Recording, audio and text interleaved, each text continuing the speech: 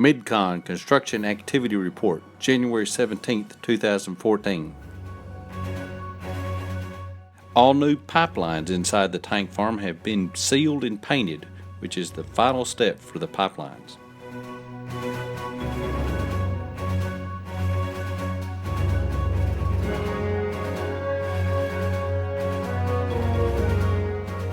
In the load rack area, with all the components installed, the automation integration has begun.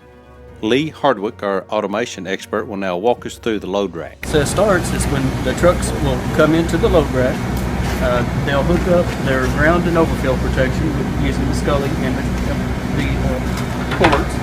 Once the sensors on the trucks have been attached to the plug, it'll go through and check and see if there's any problems with the trailer.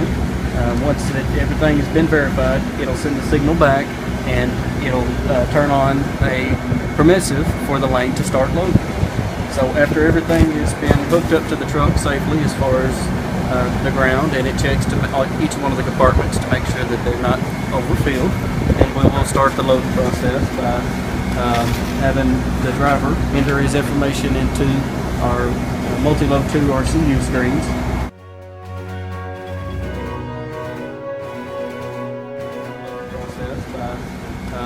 Having the driver enter his information into our multi-load 2 RCU screens. He puts in his driver's card into the slot, and the information for each driver is entered into the computer so that every time he puts in his card, it'll ask him for his PIN number, it'll ask him for his trailer number, it'll ask him for his designation, and that's the information that it'll print out on the BOL. The driver's entered in all of his quantities and he's set up. He's got his load arm hooked to whichever compartment he's going to fill. He'll press enter and it'll start the process.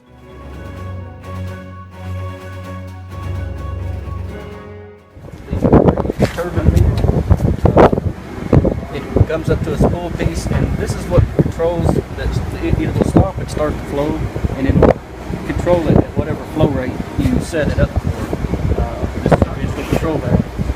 From here, we have temperature insertion probes that will be monitoring the temperature up on the back side of the line.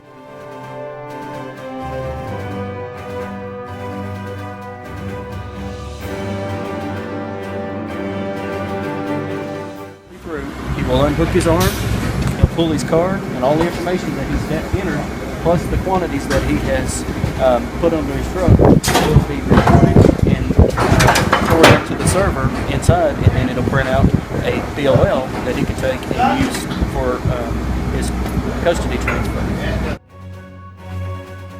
This concludes the Construction Activity Report for January 17, 2014.